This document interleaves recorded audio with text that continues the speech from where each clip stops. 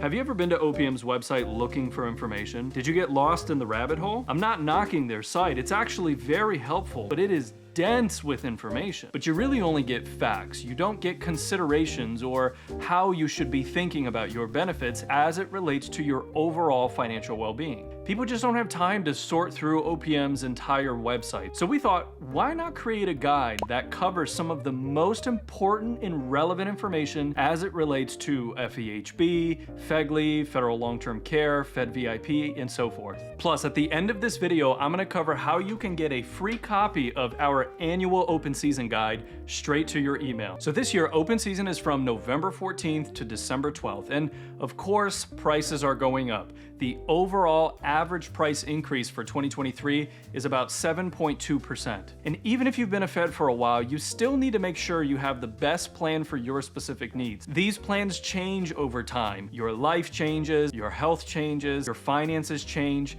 And so you want to take this time to look through the plan, make sure it still meets your needs. So first, we're going to start with some terminology that you're going to see during the review process. I'm going to go through these really fast, but don't worry about taking notes because remember, all of this is going to be in the guide that you can get at the end of the video. So the first one you'll see is premium. This is an easy one. This is the price that you pay for your policy. It either goes up for more coverage, down for less coverage. Usually higher prices don't always mean you have better coverage. Sometimes it's different. Plus, you don't necessarily need to get more coverage than you really need. Next, deductible. This is your out-of-pocket expense before your insurance kicks in. So just like a deductible on your car insurance or on your home insurance. Copay. This is generally a fixed dollar amount that you pay for services after you've met your deductible. Generally, plans with a higher monthly premium have a lower copay and vice versa. Co-insurance, kind of like copay, except this is a percentage of the portion that you'll pay. And out-of-pocket maximum, this is the maximum amount that you will pay for insurance, including copays, co-insurance, things of that nature, your deductible, but does not include the actual premium payment. So how should you think about FEHB? Well, if you're relatively healthy and you're not gonna go see doctors, maybe you should consider a lower cost plan. High deductible could be right for you, plus you get access to an HSA, which is just a really great benefit. Just make sure that if you have a high deductible, you have enough cash reserves on the side each year to meet that deductible payment should you need it. You also have to think about what kind of care are you gonna need? Is this a year where you're gonna need some kind of specialized care, or maybe there are some procedures you wanted to have? Maybe you need to find a policy that matches that plan for this year. Remember, open season allows you to ratchet up as well as down in terms of your coverage level. And if you are 65 or older, you have access to Medicare Part B. So just make sure you understand those nuances. Again, more information in the guide. And on that note, if you'd be interested in a video of FEHB versus Medicare, will you comment in the boxes below and just let us know? Okay, so next we'll cover the types of medical care. HMOs are the most popular. There's point of service, there's fee for service, there's high deductible, and more. Each of them behaves a little bit differently, and in the guide, we go deeper in terms of all of the different characteristics for each one. We're not going to take the time in the video to do that, but you should look at the guide as you pick your health insurance going forward. Okay, so next we'll do FEGLI because we get a lot of questions about that one. So here's what you need to know about picking FEGLI.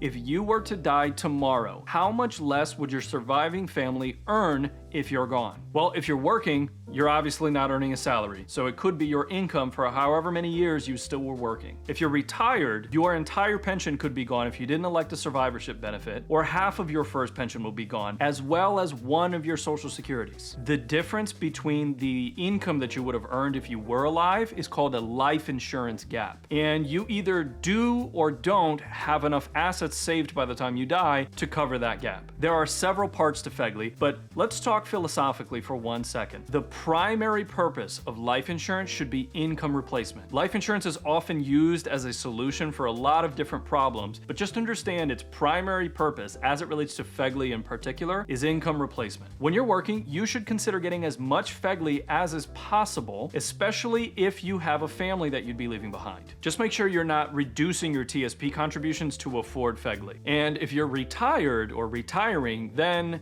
FEGLI really depends. The case for insurance grows less and less the more assets you have and the older that you get. but in some cases it's not completely eliminated. Because remember, there's still one Social Security that goes away and at least half of your FERS pension that would go away. You might consider private insurance policies. There are a lot more bells and whistles in the private market than there are in FEGLI. Just understand what they're used for and in which cases they're best. Okay, real quick. So YouTube tells us that the bulk of you watching these videos are not actually subscribed to our channel. So how are you going to find out the next time we put out a video? Now's your chance. Hit that subscribe button so that you can be the first to hear about our content. Okay, so long-term care. The cost of healthcare rises almost twice as fast as regular inflation. Think about that. We have clients who are currently in assisted living facilities that are paying about $100,000 a year. Imagine the destruction that a long-term care event can have on a retirement plan, especially if you've not saved enough. But the challenge is that long-term care insurance gets really expensive as you age, just like FEGLI. And sometimes its costs can become prohibitive when you need it the most. We like the federal long-term care program, especially when you're working, but we've seen some better programs in the private market to address long-term care specifically. And with long-term care, actually, I feel like we get a ton of questions. So what questions do you have about long-term care? Post them in the comments below. I'm curious about what's on your mind. All right, your dental and your vision. The only thing I really want to cover about this is that some FEHB plans, when you're picking